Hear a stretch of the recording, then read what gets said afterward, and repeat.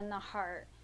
And the more one can get hold of, the personality and make it an instrument of the higher nature, the Atma Buddhi Manas, the more one can create a stronger karmic matrix for a better future for all. Okay. Thoughts, comments, questions? John? In the eternal scheme of things, what would be our primary duty? Each person has to determine that for oneself. The duty of another is filled with danger, as Krishna says. It depends on one's circumstances, but one also has to reflect within. No one can tell one what their duty is. No one can judge your duty either. That's why it takes courage, because one can't be afraid of judgment from others. One has to stick to what one knows one has to do, even if it's, not glorious, and not be tempted to take on the duty of another, even if it is. But, as Syasvi says, the wisdom religion is in all parts of the world. It's in all places. It can be found right here. You don't have to go to India or Mars. I mean, you can if you want to, but but it's not necessary. Doing one's duty means that one is going to be facing that built up karma sooner, rather than extending it and creating more and more karma, more and more reactions by avoiding it.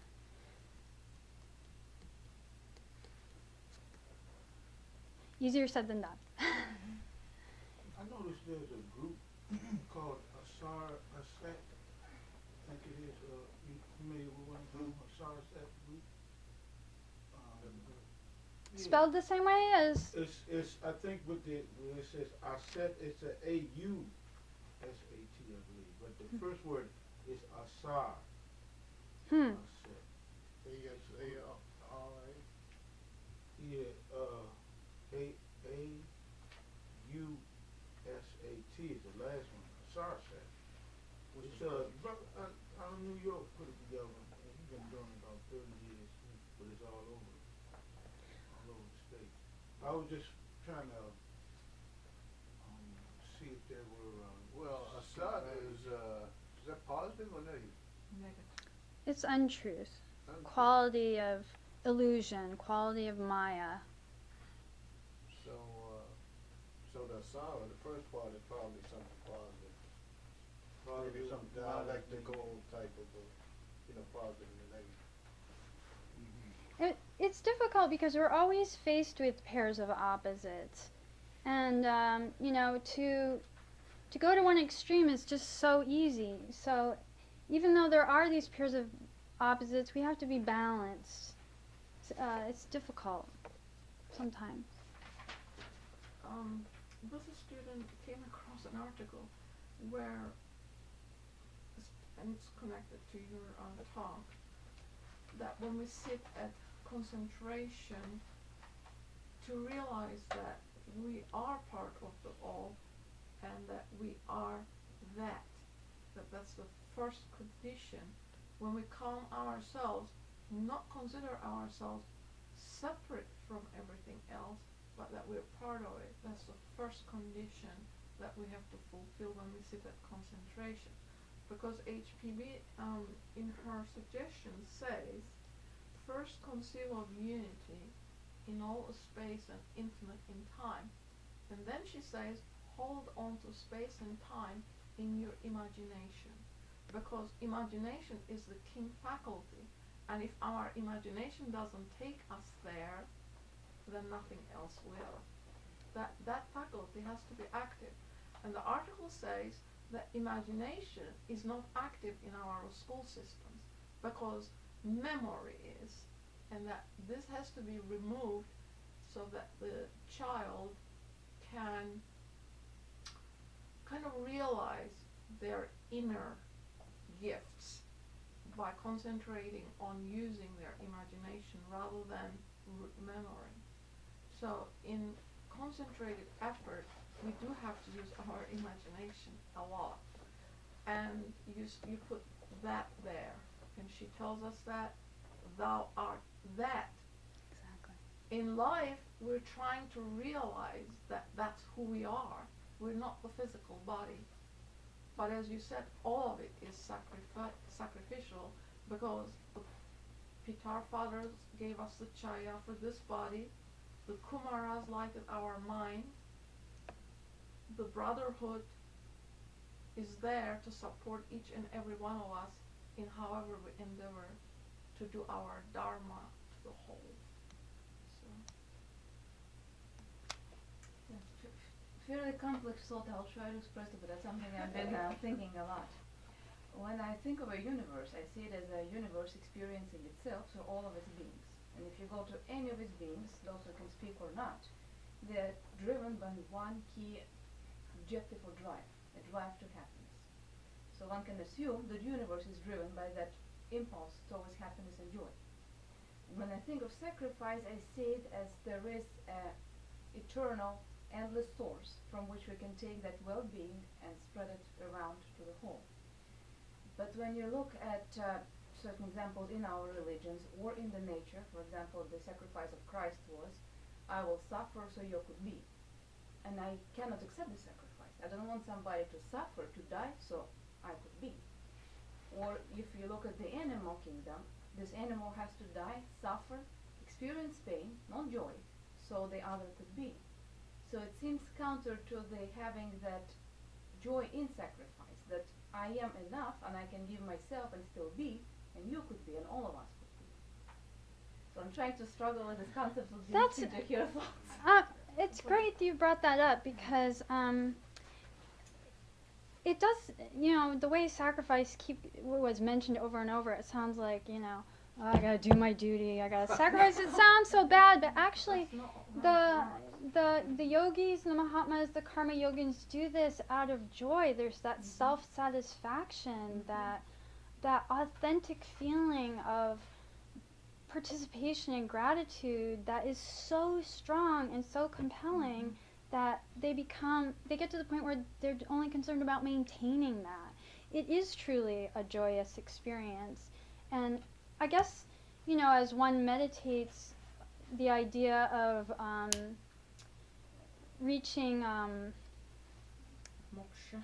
yeah, well, I'm thinking of the opposite of samsara, nirvana, reaching that high where they're absorbed. Buddha was in it for periods of time. The Mayakaya? Yeah, similar. They State, though. yeah, it's a state of consciousness while they're in the body. And if the world shifted their thought, then the kingdoms below us would be affected and would change. It would not always be, the wolf devouring the lamb.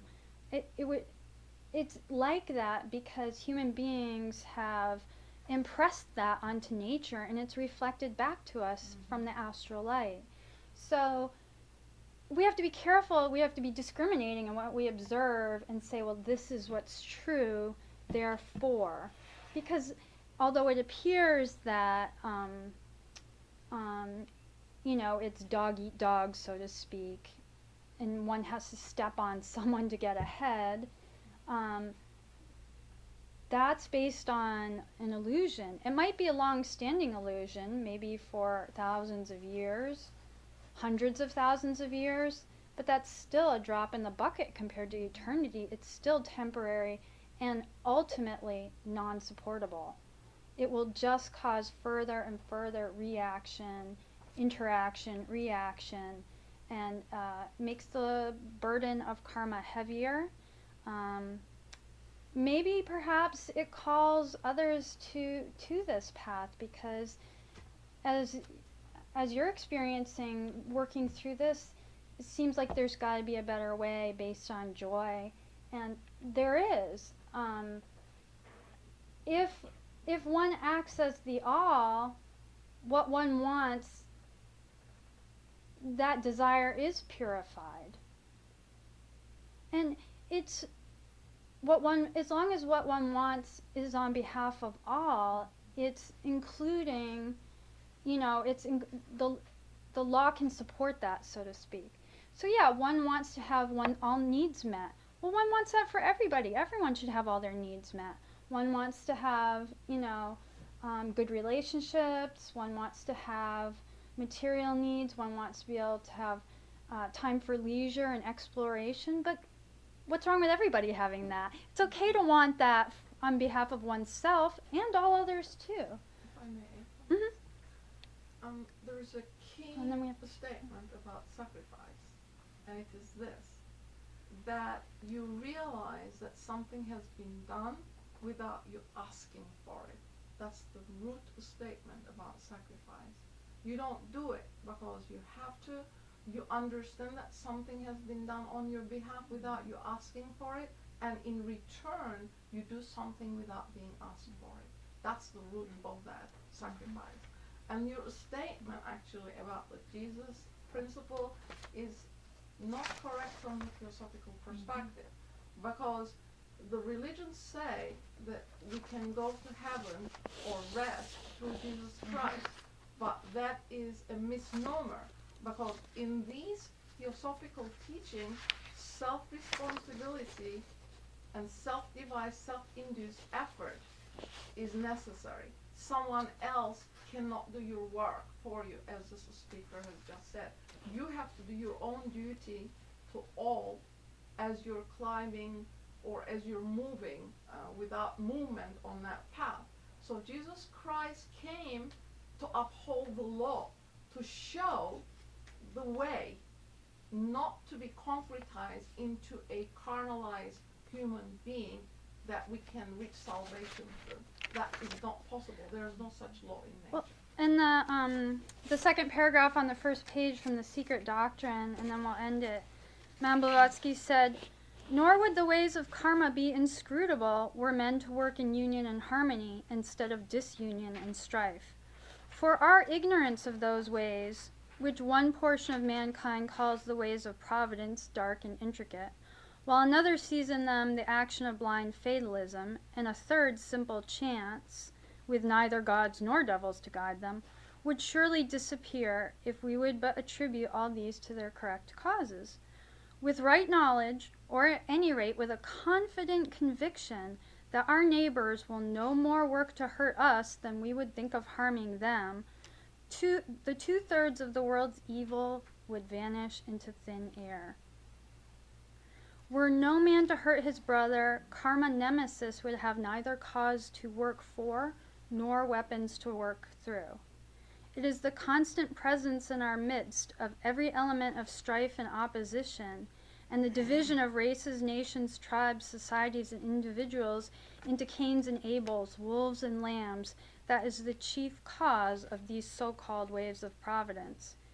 We cut these numerous windings in our destinies daily with our own hands, while we imagine that we are pursuing a track on the royal high road of respectability and duty, and then complain of those ways being so intricate and so dark.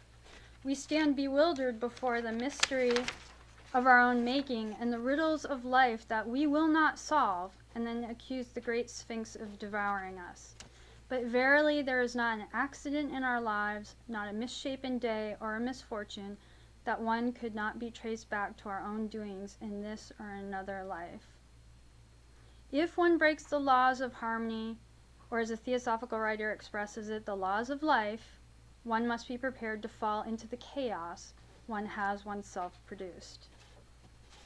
And it goes on. Thank you so much for coming, and next week is the Book of Confidences and the Gita study class.